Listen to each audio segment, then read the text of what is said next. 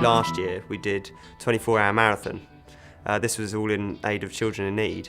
And we actually completed that, and then a couple of weeks later we were told that the world record only stood at 26.5 hours. Nick and I decided we'd have another charity event and raise money for Chiltern Centre for Disabled Children and Cancer Research UK.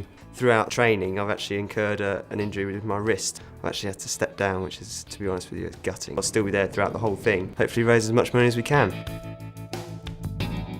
The Chiltern Centre for Disabled Children is based in Henley, a lovely little home-from-home centre, and we take children in from as young as 3 or 4 all the way up to 25. And the children often need 1 or 2-to-1 care because of the type of behavioural problems that they present with. So you've got anything from cerebral palsy to Downs to epilepsy, and our nurses are all specially trained in that. Because many of them come for many years to use the centre, they actually form friends. And they're very special people, and they want friends like you or I want friends, and I think that's the most touching thing about it, actually. It's a daycare and overnight as well, and it provides just a respite for parents, and the children absolutely love coming. What's lovely is that we've got an outdoor garden, the lovely play area, we've got a recreational area with sofas. There's also a lovely sensory room, so sometimes when I go up on a Wednesday morning, you'll have a couple of the children just lying there looking at the lights in the sensory room, and they're relaxed and calm, and I just think it's a wonderful place. We had a difficult year in 2010. 2011, we knew quite early on, from January onwards, that unless we could launch a community appeal, we weren't going to be able to keep the doors open. It would just be heartbreaking. I just couldn't imagine the Chiltern Centre for Disabled Children closing. 85 families rely on it.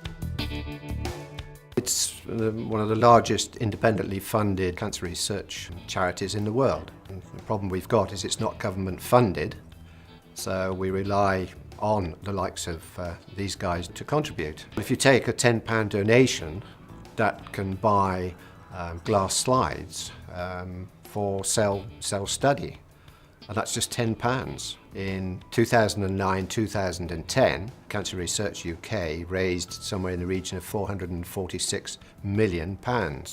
Of that, 334 million went on research. 42 million of that went on research of breast cancer.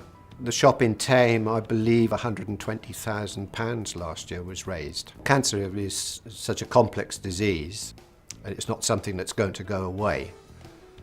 So we really need these funds to support the research into finding cures. We're hoping to raise between £5,000 and £7,500 or more. We've got 2 major national sponsors, SAVOY Hotels Sharm el Sheikh and Meritus Hotels and Resorts Singapore. The event starts Friday the 13th, a bit scary date, 10 o'clock in the morning, Court 2. Club's open the whole time, right through the night. Non-members are welcome. If they can break the record, it would be the longest game of squash in history, in the world. So it's a Guinness Book of Records attempt. It's a big thing.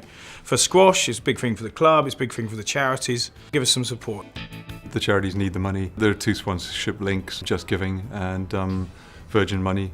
These are 2 fantastic charities, so by pledging your support, we can all really make a difference. You can make direct online contributions and then watch us in pain for 32 hours.